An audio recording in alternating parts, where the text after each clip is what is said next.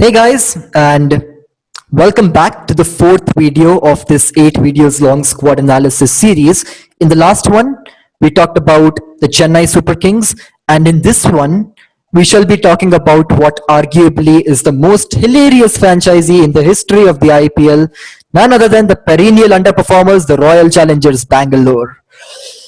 So yeah, talking about how they went about in the auctions this year, with the arrival of Mike Hessen, Simon Katic, and those guys, a change in the support staff, there is increased optimism. I mean, as an RCB fan, I'm optimistic every season, but this season for real, when I look at the squad, I feel like, okay, I mean, they have done something in the auction.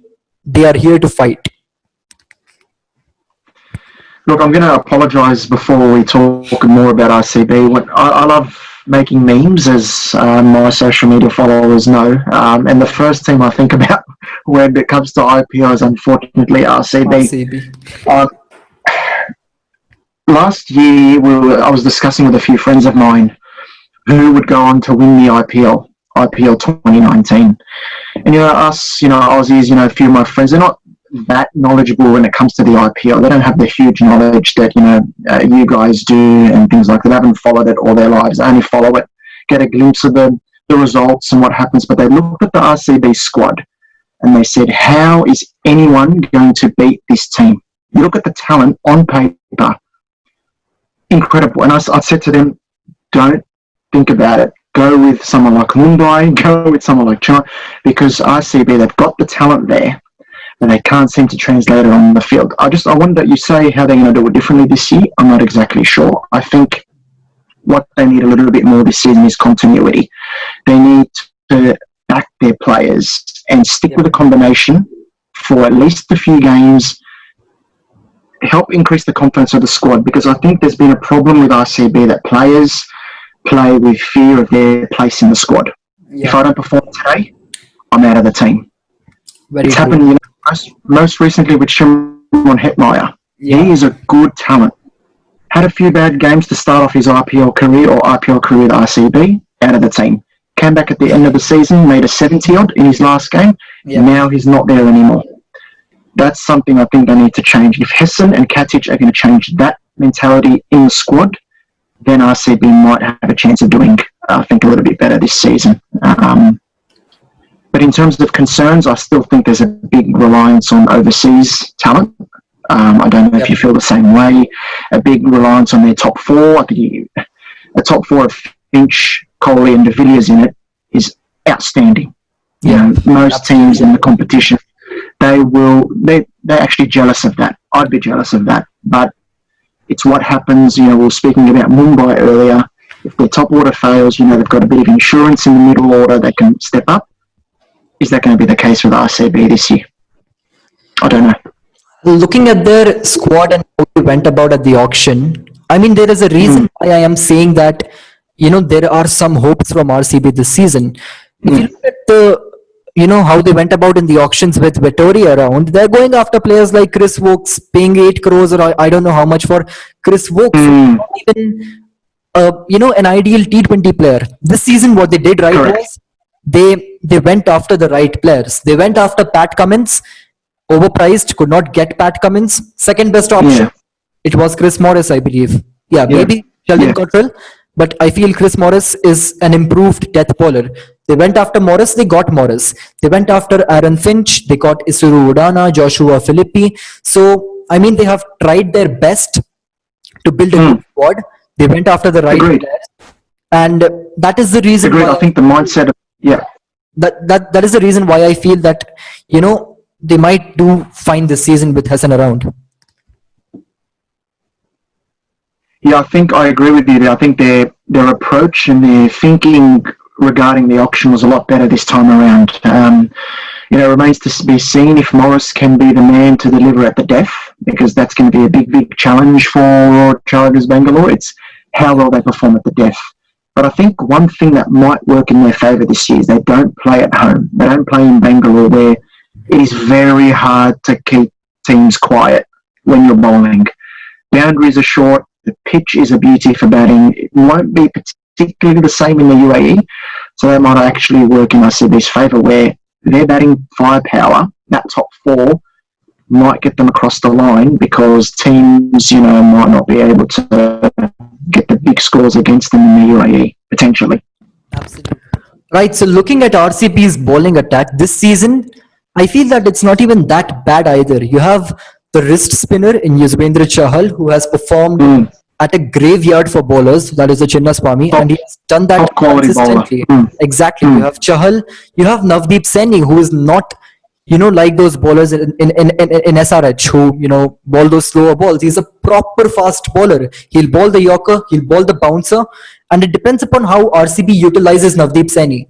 He can be It's true. utilized as a middle overs enforcer because he has the pace, and it's not particularly Yeah. easy to smack someone who will hit the deck, ball at your rib cage at that pace. So Navdeep Saini, very fine prospect. They have Chris Morris, who, yeah, I agree. Everybody have their doubts about Chris Morris, but if you look at his performances at the death since about 2016 or 2017, he has improved a lot. Chris Morris has improved a lot, and he too is someone who can hit the deck and can bowl the Yorkers as well. So I feel that they have done well over there. Then you have Washington Sundar, Umesh Yadav can be someone useful in UAE under the floodlights, swinging the new ball, and Power play. Yeah. Exactly. You're shadow in the power play. Yeah. so I feel that the bowling attack is not that bad this season. There is some hope. I tend to agree. I think it's not terrible at all, but I think, as you were saying, it's crucial how they utilise the talent. You look at someone like MS Dhoni and how well he utilises what he has at CSK, for example, how he utilises his resources. I think Navdeep Saini in the middle overs is a great idea, and I think that's where RCB have got to get it right this year. It's their strategy, it's their tactics, how they utilise the resources that they have to make sure that they get the best out of their players, and making sure that if Chris Morris, for example, has a bad game, that the weight of the world is not on his shoulders, that they make him feel good, that they encourage him and they get him and they back him for the next game. Same with someone like Navdeep Saini.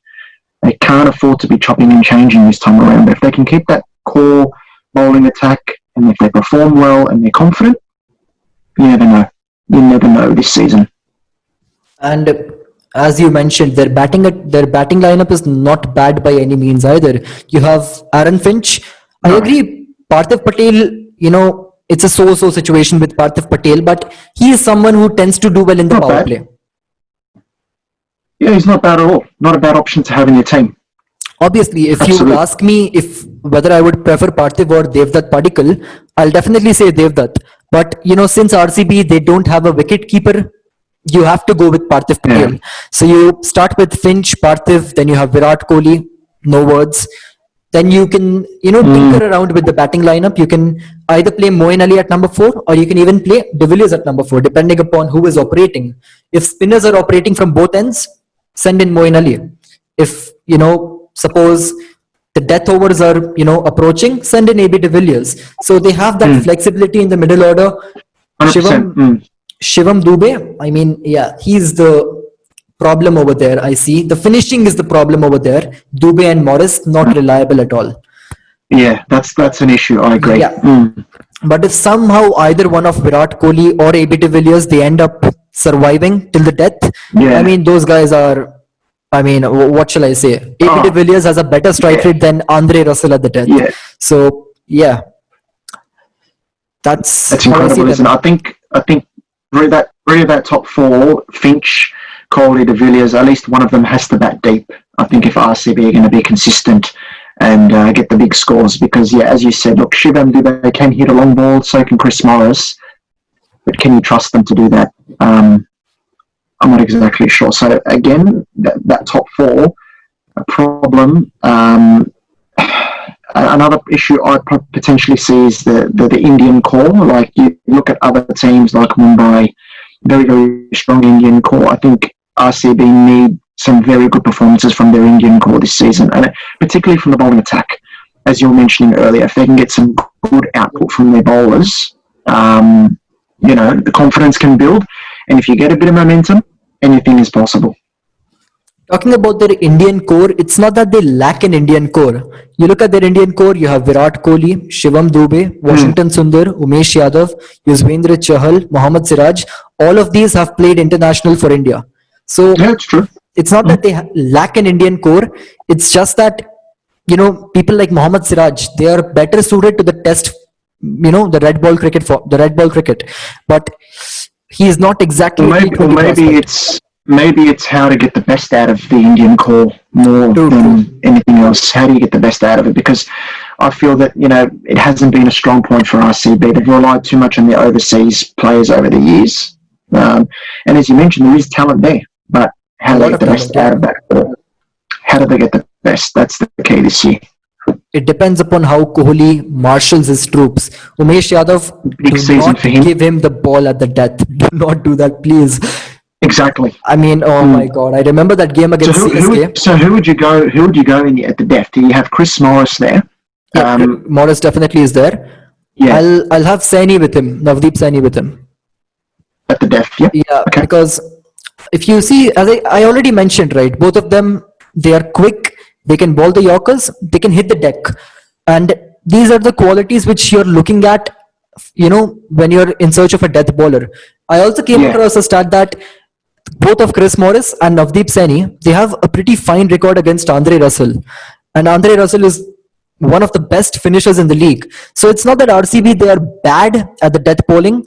And especially since they won't be playing at the Chinnaswamy, I feel they'll come good. Chris Yeah. Morris, his value increases when he's playing in UAE. Chris Morris. Yeah. It'll be very interesting. Very interesting Exactly. to see how they go about it. Mm. And even if you look at their reserves, you have somebody like Isuru Udana. Bad, no, Yeah. no, he's not bad. He's a very fine bowling all-rounder from Sri Lanka. And especially in UAE, again, Isuru Udana might just come very well. The Yeah, only, his slow balls and variations. exactly, he can bowl the Yorker as well, and the left arm angle, obviously.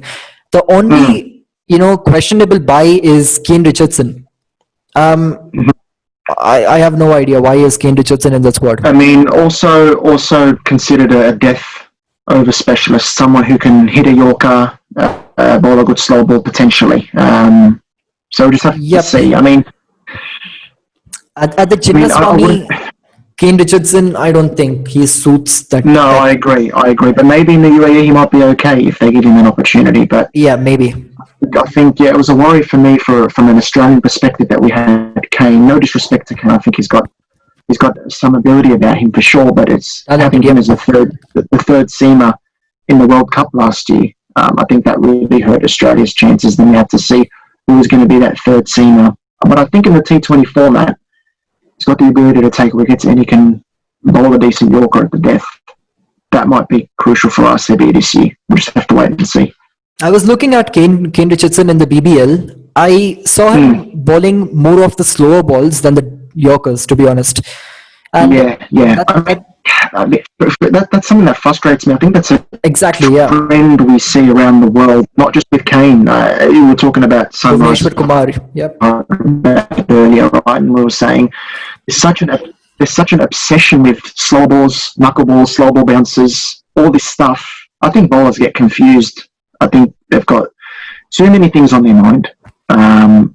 Focus on a Yorker, and then the other things as variations. Your Yorker needs to be your number one Absolutely. go-to ball at the death. It's very hard to hit a Yorker for 4 or 6. Very hard. Absolutely. So that needs to be the focus. That is the reason why the likes of Jasprit Bumrah thrive at the death. They rely on the Yorker. Bumrah, Stark, That's his number Jofra one. That's Archer. his number one ball. Exactly. Yeah, that's Boomer's number one ball. But then if he needs to go to the slower ball, or if he needs to hit the deck, if it's He has difficult the to variations, yep. slog the ball off, he's got the variations. But his first option, like he did against Afghanistan last year in the World Cup, he hit 6 Yorkers in a row in the penultimate over of that game where it was Yep. close. That Absolutely. needs to be the focus. That needs to be the focus for someone like Chris Morris or Navdeep Saini or Kane Saini. Richardson. The focus for RCB is limiting those boundaries at the death, reducing your length balls, hitting the Yorker as often as you can. True that. And one more thing is that they have Pawan Negi in the squad, and somebody like Pawan Negi, he adds variety, because if you look at RCB, you have a wrist spinner in Chahal, you have Moin Ali, the off spinner, and then you can play Pawan Negi as the slow left arm orthodox. So that gives you, a lot of variety in the bowling unit. And then you have the pacers, obviously. So I feel that this squad, they have the potential to do well, maybe even make it through to the playoffs. I mean, that's an RCB fan who is speaking over here. So they do have the potential to make it through to the playoffs. Yeah. And yeah, what do you reckon? Will they make it through? As an outsider, so my view from the outside is I give them a better chance of making the playoffs than I did last season. Yep. I felt last season they were going to really struggle because they were short in key areas. I think that they're a little bit better in those areas this season, but ultimately it comes down to how they manage their resources. Okay, so I'll just say, so teams need to watch out for RCB because they are a dangerous team. They've got good players in their side, but if they can come together as a team, build that continuity and momentum, you never know. They might really aim for a spot in the playoffs. They're a chance. Yep. So yeah, I agree with you over there. I mean, I cannot actually be a neutral and comment about that, but I can surely say that I understand. they have the potential in the squad, and it ultimately boils down to how they play on the day, how they play in the crunch moments, and how Kohli captains the team on the field. I think another thing is how well they do mentally with sort of what's happened in the past. If they let that affect them as well, that's a big problem. If they get involved in a pressure situation and they think, oh no, we've failed in the past, and they let those sort of memories haunt them, that's going to affect your on-field performance. Definitely. RCB, it's crucial that they think forward and they think how we're going to win this moment here and now and forget about the past. Vital. One more thing, the last point that I would like to add is that they have somebody like Aaron Finch, who is an international captain, and he is tactically pretty fine, Aaron Finch. So he might just come in, support to Virat Kohli. I also sent this out on Twitter. Yeah, that's a good point too. The same point, I sent it out on Twitter, and Mike Hessen liked that tweet. So, that's even more optimistic. Okay, that's good. Yeah, so I feel that's a good way of thinking because Finch has done a good job for Australia. Mm-hmm. So maybe since Mike hasn't liked that tweet, maybe Finch will play all the 14 games. Optimism. Maybe they should add you part of the management team, Sparsh. Come on. They should add you as part of the management team. There are more people on Twitter. Good. There is @Aka RCB. I don't really remember his username, but there are many people on Twitter. And yeah, so that was our analysis on the Royal Challengers Bangalore. Conclusion is that they have potential. It depends upon how they play on the given day and how Virat Kohli marshals his troops. So yep, thank you for tuning in. And in the next video, we shall be covering the Rajasthan Royals. Thank you for watching.